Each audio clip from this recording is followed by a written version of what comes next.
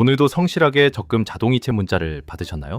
성실함이 최고의 미덕인 세상에서 적금을 하지 말라는 조언은 마치 부모님의 말씀을 거역하라는 소리처럼 들릴지도 모르겠습니다. 하지만 냉정하게 2026년의 경제 데이터를 들여다보면 지금의 일반적인 적금은 저축이 아니라 오히려 확정된 손실에 가깝다는 사실을 발견하게 됩니다. 우리가 매달 꼬박꼬박 입금하는 그 돈이 통장 안에서 안전하게 몸집을 불리고 있다고 정말로 믿으시나요? 안타깝게도 화폐 가치의 하락은 당신이 잠든 사이에도 단 1초의 쉼 없이 당신의 소중한 노동력을 갉아먹고 있습니다. 남들이 다 하는 방식대로 성실하게만 따라가다가는 결국 인플레이션이라는 거대한 파도에 휩쓸려 경제적 자유로부터 멀어지게 될 뿐입니다. 이제는 단순히 돈을 모으는 행위 자체에 안주하기보다 돈의 가치를 보존하는 전략으로 시야를 넓혀야 하는 매우 중요한 시점입니다. 자본주의라는 거친 바다에서 살아남기 위해 우리는 때로 가장 익숙했던 도구인 적금이라는 낡은 튜브를 과감히 놓아줄 용기가 필요합니다. 그렇다면 우리는 이 불안한 시대에 과연 무엇을 믿고 어떤 선택을 내려야만 소중한 내 자산을 지켜낼 수 있을까요? 지금부터 그 냉철한 생존 전략을 하나씩 풀어가 보겠습니다.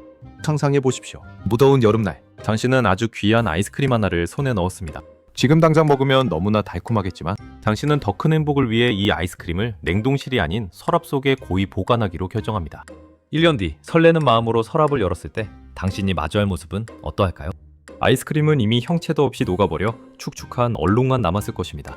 2026년 현재의 일반적인 적금이 바로 이 서랍 속 아이스크림과 같습니다. 우리는 통장의 숫자가 조금씩 늘어나는 것에 안도하지만 정작 그 숫자로 살 수 있는 실질적인 가치는 인플레이션이라는 태양 아래 빠르게 녹아내리고 있습니다. 어릴 적 문방구에서 500원이면 사 먹을 수 있었던 아이스크림이 어느덧 2,000원을 훌쩍 넘긴 현실을 우리는 매일 목격하고 있잖아요.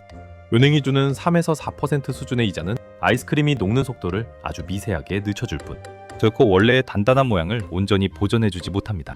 당신이 한 달 내내 직장에서 흘린 소중한 땀방울의 대가가 통장 속에서 맥없이 녹아내리는 것을 지켜보는 것은 참으로 가슴 아픈 일입니다. 우리는 이제 녹아버린 액체를 보며 미안 삼는 일을 멈추고 시간이 지나도 녹지 않거나 오히려 스스로 몸집을 불리는 자산을 찾아야만 합니다. 숫자는 거짓말을 하지 않지만 때로는 우리에게 가장 교묘한 착각을 불러일으킵니다. 우리가 1년 동안 성실히 적금을 부어 연 4%의 이자를 확정지었다고 가정해봅시다. 하지만 그 사이에 우리가 즐겨 먹는 라면 한 봉지, 김밥 한 줄의 가격이 5% 이상 올랐다면 과연 어떤 일이 벌어질까요? 당신은 분명 통장의 숫자를 늘리는 데 성공했지만 실제로 장바구니에 담을 수 있는 물건의 양은 작년보다 오히려 줄어든 셈입니다.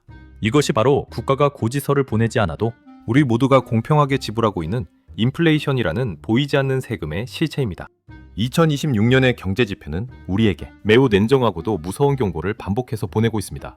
시중은행의 예적금 금리가 물가 상승률의 속도를 도저히 따라잡지 못하는 실질금리 마이너스 시대가 완전히 고착화되었습니다. 이제는 1,000만 원을 은행에 넣어두는 행위가 매년 수십만 원의 돈을 길바닥에 버리는 것과 다를 바 없는 결과가 되었습니다. 단순히 원금을 지키겠다는 고집이 역설적으로 당신의 소중한 구매력을 가장 확실하게 파괴하는 원인이 되고 있지는 않아요? 우리는 이제 숫자가 주는 안도감이라는 함정에서 벗어나 내 돈의 진짜 가치가 어디로 증발하고 있는지 냉정하게 직시해야 합니다. 제가 모든 적금을 부정적으로만 보는 것은 결코 아닙니다. 세상에는 단 한 가지 정답만 존재하지 않기에 우리가 반드시 챙겨야 할 전략적 예외가 분명히 존재하기 때문입니다. 그것은 바로 국가가 국민의 자산 형성을 지원하기 위해 특별히 설계한 고금리 정책 적금들입니다. 시중은행의 일반금리가 물가 상승률을 따라가지 못해 허덕일 때 정부는 특정 계층을 위해 연 8%에서 10% 이상의 수익 효과를 내는 파격적인 상품을 내놓곤 합니다. 이것은 마치 모든 물건이 정가로 판매되는 백화점에서 나만 몰래 주고 있는 초특가 할인 쿠폰과도 같습니다. 정부의 직접적인 기여금이나 비과세 혜택이 결합된 이러한 상품들은 인플레이션이라는 거센 불길 속에서도 내 자산을 온전히 지켜주는 든든한 방화벽이 됩니다.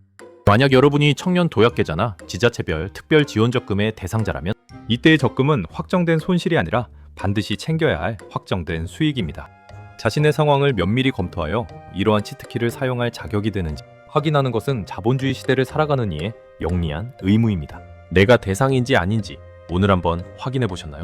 혹시 자격이 되는데도 귀찮다는 이유로 이 귀한 기회를 흘려보내고 계신 것은 아닐까요?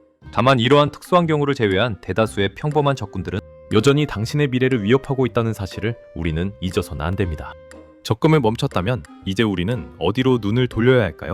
저는 감히 여러분께 국경이라는 심리적 장벽을 허물고 전 세계 부가 모이는 곳으로 시선을 넓히라고 조언드리고 싶습니다. 우리가 매일 마시는 커피 브랜드와 손에서 놓지 않는 스마트폰, 그리고 퇴근 후 즐겨보는 영상 스트리밍 서비스의 주인공들은 대부분 해외에 있습니다. 물가가 올라 커피값이 비싸졌다고 한탄만 하는 소비자로 남으시겠습니까? 아니면 가격을 올려도 전 세계인이 기꺼이 줄을 서는 그 기업의 주인이 되시겠습니까? 해외 우량 자본에 올라타는 것은 단순히 높은 수익을 쫓는 행위가 아니라 내가 가진 현금의 가치를 글로벌 1등 기업들의 성장세에 묶어두는 안전한 보호막을 치는 것과 같습니다. 2026년의 경제는 더 이상 한국과의 틀 안에 갇혀있지 않으며 자본은 가장 효율적이고 강력한 기업을 향해 물 흐르듯 흘러갑니다. 마치 동네 작은 구멍가게의 매출에 내 미래를 거는 것보다 전 세계 모든 사람이 이용하는 대형마트의 지분을 갖는 것이 훨씬 마음 편한 일 아닐까요? 우리나라의 원화라는 좁은 울타리를 넘어 달러 기반의 우량 자산을 보유하는 것만으로도 당신은 인플레이션과 환율 변동이라는 두 마리 토끼를 한꺼번에 잡을 수 있는 전략적 우위에 서게 됩니다. 처음에는 낯설고 두렵게 느껴질 수 있겠지만 사실 해외 투자는 내 일상을 지탱하는 가장 익숙한 브랜드들과 함께 걷는 아주 상식적인 일입니다. 세계를 무대로 돈이 흐르는 길목을 지키는 것. 그것이 2026년을 살아가는 우리가 가져야 할 가장 냉철하고도 현명한 태도입니다. 20대와 30대 사회 초년생인 여러분이 가진 가장 위대한 자산은 통장의 잔고가 아니라 바로 시간이라는 무기입니다. 이 시기에는 단순히 돈을 저축하는 것보다 초액이라도 직접 투자하며 자본주의의 생리를 몸소 체험하는 것이 훨씬 가치 있는 공부가 됩니다. 봄이라는 마법은 시간이 길어질수록 기하급수적으로 힘을 발휘하는데 여러분은 그 마법을 부릴 수 있는 가장 긴 지팡이를 쥐고 있는 셈입니다.